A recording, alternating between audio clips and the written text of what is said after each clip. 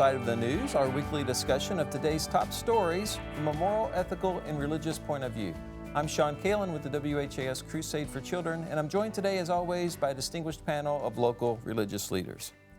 Father Joe Graffis, Archdiocese of Louisville, Dr. Jamesetta Ferguson, St. Peter's United Church of Christ, Dr. John Slider, retired pastor, Free Methodist Church, Rabbi Stan Miles, Louisville Melton School, and Reverend Dr. Kilen Gray, Creative Spirits Behavioral Health. We begin this week with a controversy surrounding a reporter mistakenly invited to a group chat about an attack on Yemen on a widely available messaging app. President Trump's national security team on the defensive, with Democrats now calling for Defense Secretary Pete Hegseth's resignation. The secretary trying to deflect any blame and downplay that extraordinary security breach, where Hegseth reportedly shared highly sensitive operational plans in a group chat about this month's U.S. attack on Iranian-backed Houthis. Nobody's texting more plans. I know exactly what I'm doing, exactly what we're directing, and I'm really proud of what we accomplished, the successful missions that night and going forward. Just hours earlier, President Trump's national security advisor, Mike Waltz, saying the blame lies with him. I take full responsibility. I built the group. Embarrassing? Yes. In the White House with President Trump, Waltz unable to explain how journalist Jeffrey Goldberg from The Atlantic was invited into the chat group. Never met, don't know, never communicated with, and we are looking into and reviewing how the heck he got into this room. President Trump last night in an interview with Newsmax with his own theory. What it was, we believe, is somebody that was on the line with permission, somebody that was with Mike Waltz, worked for Mike Waltz at a lower level, had, I guess, Goldberg's number or called through the app, and somehow this guy ended up on the call. Goldberg says it was Waltz himself who added him to the chat on the app Signal, where he says he saw texts from Hegseth that laid out specific war plans, saying the plan included precise information about weapons packages, targets, and timing. There was no classified information, as I understand it. Signal is an encrypted commercial messaging app, but it's not clear to transmit classified information or presumably highly sensitive war plans. National security officials are told to rely instead on secure rooms at the White House and elsewhere. Democrats on the Hill are pressing for accountability, grilling intelligence officials on Tuesday. You need to do better. You need to do better.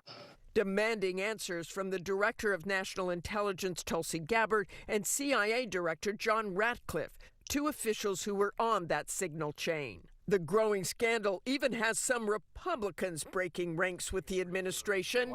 We make up the White House saying that no war plans were shared, criticizing the reporter. That's baloney. I don't think they ought to just be honest and own up to it. So panel, this dominated the news cycle this week, and that's what we do here. We talk about the top stories of the week. So the moral, ethical challenges, your thoughts on this story?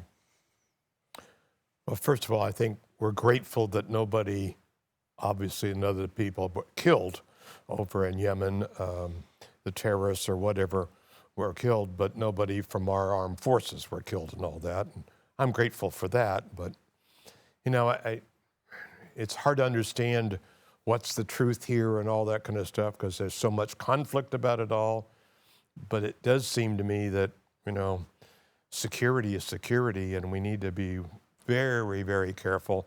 I mean, I worry all the time about my own phones and my own internet. I've had scammers and all that kind of stuff on there, and they look real for a while. And, you know, if I see that all the time, it's just very scary. I hope people can, there's proper procedure that military, and John, I know you're a military guy, so that you have to follow. And if you don't follow it, there are consequences. This is a disturbing story, but hopefully we can learn a lesson from it all. I just think that somebody needs to take responsibility. Yes, it was an error in judgment, and if you could just say that you've made a mistake, that would help. But I tried to think of my own situation as a pastor, and I use this analogy. Someone who is in a domestic violence relationship, and they have fled with their children to a safe space. And so instead of me contacting the various ministers so that we could personally talk about this, I decided to go on group chat and share what has happened. I've shared the location. I've shared all of this information over group chat. And what that person, people on here don't know is that the person that fled, one of those people that are on group chat with me is the abuser. And so now all of a sudden they have received that information, and that person and that family who's in a domestic relationship or the domestic violence, their lives are now at risk because I've shared this information in a group chat. And so, you know, when I put it in that type of situation, there has to be some accountability because my congregants are going to keep me accountable, and this family, now their life may be at risk. And so what's the difference in this situation? Well, I do think, Joe, thanks for the shout out there. I don't want to act like I know anything about anything. Sure. I deny everything. Director Waltz did take responsibility in our package. I don't think it was a horrific blunder. It was a blunder using that Signal app. I think we go on. There's a little bit of misunderstanding about what operational plans, war plans. It seemed like to me, as I read what transcript I could of the texting back and forth, that it was simply updates, current, contemporaneous to what was going on. So I don't want to shrug it off. I don't think it's going to be a wedge issue politically, and we move on. It's hopefully now the people who are in charge of setting up these events for the Trump administration will review the list before they press the send button. Right. It could have been catastrophic. Hopefully, please God, it won't be. But just a little bit more prudence. But there's a procedure to avoid all of that, and I think we need to kind of make sure that we do that. I feared about this administration because it seems like so many things that were standard operating procedure seem to be just cavalierly overturned. Now I think they've got to go back to see what did work in the past, whether it worked for Democrats or it worked for Republicans. If it worked, we need to interface with it. We need to make it part of our procedure, and hopefully this will happen. Actions by human beings takes place in contexts that allow things to happen. It's good that the person who did admit and say that the buck stopped with him, Mr. Waltz, did. That's the beginning. And what most entities in most spaces don't do is they focus on the actual action that's taking place, do a correction for that, but they don't make any attention to the larger context that lets this happen in the first place. We're talking about a breach that has happened within the context of an administration who cares less about conventions and norms. And so when you have a context of persons who are leading in a majority cabinet level of people who have never done what they've done in their lives, they're all rookies in this game. And then you have a chief executive who could care less about conventions or norms. these are the kinds of things that can take place. I just hope that somehow that a contextual conversation can be had. Not only about, okay, we know this probably, the signal was probably the wrong thing to do, definitely the wrong a space to do this type of conversation. This should have been in a skiff where there's complete protection and security. Yeah. But my concern is the overall context of an administration who's trying to blow away to smithereens any level of conventions and norms in the political sphere. They have publicly stated that they have come into Washington to tear Washington up, to completely blow the whole place because the government is the problem. That's been a 40-plus year argument, is that the government is the problem. There's too much governmental influence. There's too much governmental money being spent. And so they're taking a big blunt axe in a china shop approach to just completely blow things out of the water. It's a context that enables things like this to happen. And then to back that up with insult to me is when you have persons who hate the press, denigrate the press, in a country that has as a foundational axiomatic principle of the freedom of the press, now to begin to start coming against people in the press and want them to be prosecuted for doing their job. That's the context that I'm talking about. These things happen when you have a context of an institution of people who do not care about norms. I do appreciate you bringing politics into it. And I certainly was avoiding, but since we're going there, I mean, this is in the same couple of months where Congresswoman, Cortez, AOC to some of us, was giving information on how to avoid ICE raids to her, as she described them, constituents. So, I mean, it cuts both ways, and so we need that context too.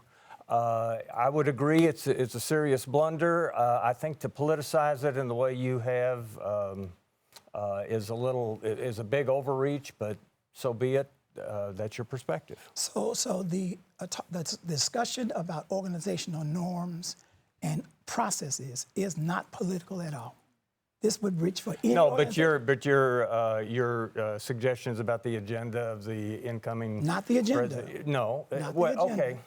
You made it political. We're arguing politics. The way that politics. this organization has completely... And it's not going to be a wedge issue. So no, it's not going to be a wedge issue, but at the same time... And John, you just used AOC's thing, but I know for a fact that dealing with the Latin American community here in Louisville, that we have been warned in schools and our churches where we have protected a lot of these people about what is the legal things that you can do if ICE shows up. And what you can ask of. That's right. From a legal standpoint, that's a procedure. Sure. That's now not politics. The that's procedure. I'm just saying, be careful when you say about Cortez, giving people instructions about what's legitimately legal. That's right. Should be anybody's job, whether you're a politician or not. No problem with that. That's right. Thank you. No problem with that. Her exposing ICE agents to possible harm. Though is a difficulty, and that's under investigation. So I'm just saying it cuts both ways if we want to make it political. I thought up to a certain point it wasn't political, and we were all agreeing it was a blunder. Well, it needs correcting. I would disagree that this is a political conversation. This is about organizational norms. Well, but you certainly went at the president and his cabinet and his relationship with the... As a citizen, I have that right to do that. I mean, I can do that. And make it political, which you did. If you call it making it political, I call it talking about organizational norms. So what does organizational norms in mean? any organization, you have norms. Right. In a church, in a school, in any type of entity. Right. There are norms of customary norms that each organization Personnel policies. The current administration is not doing that. And to say that that's a political statement, you can have that. But it's the truth. And so is the relationship with the press and the press's relationship with the current administration and desiring to find a way to wedge in between and create The only thing I'm saying, though, is that it is a context, that these things happen, and it doesn't matter who the party is, it does not matter what the administration is. things like this happen within a context that allows it. Well, sure. And so my point is that my hope is that there is somewhere with accountability that's being given that the press is charged to do and that citizens are charged to do, that there's a conversation about the current way contexts are set for things like this to happen. Okay. Yeah, and I think one of my challenges is a lot of people say, well, you're into politics now, and that's partisan. Well, one person did. Well, I mean, a lot of people, you're not the only one. I mean, I said, but from a ministerial standpoint or a minister's standpoint, you know, I'm looking at the moral implications. That's not from a partisan standpoint, but from my value standpoint. So I can discuss politics, but I'm discussing it from a, you know, is this a morally right thing to do? Now, some people, well, you're getting into politics. Well, I mean, I think that's a line where we kind of say, well, that's over here and over here. And human beings are political, they're social, they're moral. I mean, all those things in one person. We can't separate it out. And that's a fair statement. And I was struggling with the moral angle on this because that's part of the title. Right, exactly. Not struggling with it, but struggling to find it. Right. I don't. And James Zetta was very open and sharing with your situation, and that kind of brings it home. Yeah. And I suppose your critiques would be the same for her. It would be the same for any context of human beings that are trying to do whatever they're trying to do, the order that they've established.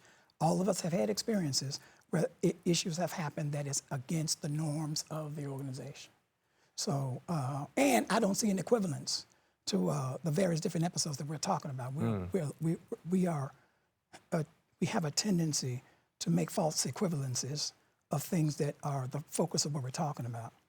And I will repeat that breach happened from a context of people who do not appreciate norms. That could be anywhere. That could be any of us. It could be me. It could be me in the space that I'm in. But it has been known. I mean, they have spoken boldly about completely disrespectful norms. And the point is a systemic criticism that any system that operates within the way of a norm in a system, those entities or persons that operate differently from that, or if you create a system where norms are not valued and honored, then things like this can happen. Well, and to say it another way, and that I've observed in work in churches, denominations, the person who takes care of a system will be rewarded by the system. That's exactly right. Well, there were standard operating procedures in place. For better or worse, they did work to some extent. Now, it seems like they've been slashed in a wholesale manner by a person whose name wasn't on the ticket. He just kind of slipped in there, and I believe that the power should be with the government, with the President of the United States, with the President's cabinet, with the Congress, with the judiciary, not by someone who is just appointed by the president to do whatever he wishes to do, and walks in, makes demands, and the demands are acceded to like that. That's getting a little frightening. Well, you're alluding to Mr. Musk. Yes, I am. And there's no suggestion, ever has been, that he was involved in this activity. To draw that, to make that connection is John, a I'm big speaking stretch. in generality. I'm not speaking about I'm not speaking on topic with this. Okay. I'm speaking about things in generality since the 21st of January this year. So once again, that gets back to the norms that you're talking about. Those norms are being broken all across the government. And especially the military, that's to me, as knowing people, I did not serve in the military, but there are very strict rules and procedures that you go through. especially when you're dealing with all this kind of stuff. Somehow those people were not involved in this conversation, which I think they immediately would have said, wait a minute, we can't discuss this until we get into a shift. That's right. There seems to be some sloppiness there. And I'm agreeing with that. Thank you. I would also say that we don't know the full impact of this yet. Right. Oh, sure, yeah. We don't know. Right now they're saying nothing. Everybody came back. Our men and women who were part of that operation came back safely. But we don't know the full hit from this yet. Right. And that happens. Go ahead, I'm sorry. That happens with many breaches like this. We won't learn until later on the full impact. So my concern is for our soldiers. Right. My concern are for the intelligence people around the world who do not need to be identified. And just by releasing the information that was released, people in intelligence and have long histories in the military can take that and understand exactly what's happening and get the names and get the identities of people who were a part of it and others that may be in other spaces. And so my concern is I'm hoping that it is true that all that has been done, all the damage that has been done is just this text conversation on Signal that a reporter was inadvertently invited to. Especially that reporter. Inadvertently invited to, which not by this reporter's choice. But I don't agree with what the response of the administration has been, is to lambaste the reporter and to try to blame the reporter for all of this when the reporter is doing their job. Their job is to report the truth. The other thing that we need to be concerned about is whether this is just a one-off. That's right. Or if there are other instances that this has happened or will happen. Yeah. And we should be concerned about that. Certainly, and so should the people involved be concerned about it. They should be taking steps to make sure it doesn't happen again. Yeah. But let me jump in here, because you have to admit that there's a problem and that something has happened that is not correct. You have to be able to admit that across the board to be able to correct it. I'm not sure. I had you until you said admit it across the board. So, but I will note, Kilen, that you actually have taken the conservative stance in defending the norms of the system, and I'm on the other end. So I don't think that I'm defending that. You're insisting upon it. I'm stating a reality of how systems work. Yes. And so I agree that this might not be a one-off. That's my concern. My primary concern is. Well, since we don't know what all has gone on, it's difficult to draw any further conclusions than what actually went on. Right. That's my fear, though. My fear is that it can go a long way. A spirited conversation. I love it. But they're when all Kilen, friends off the show. But we try to be civil, right? Well, and they award millions of dollars to children from the Crusade for Children, and they get along great. So yes, we do. They're a model for how to have these conversations in society, and it's what these conversations need to be had in this kind of setting and with this respect. So thank you. Let's, Phil, we're going to move on to topic 3 because we got to have something that everybody agrees on. So let's go to the Hailey Van Lith clip. We're in it's March Madness, and everyone knows God loves basketball around here. So a great story has emerged from former Louisville Cardinal Hailey Van Lith and how God has turned her life around. Here's what she had to say following her recent win in the NCAA tournament against Louisville. I'm really standing on God's shoulders right now, you guys.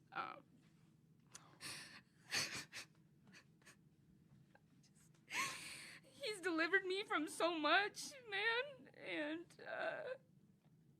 so much pain and suffering and confusion, and I just, it's all glory to God, truly.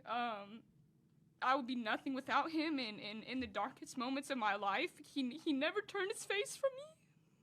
And I just couldn't be more grateful to experience his love in this moment. So, you know, all those people are wearing my jersey out there, but it's for a greater purpose, and you know, it's God working, man. So that's all I have to say.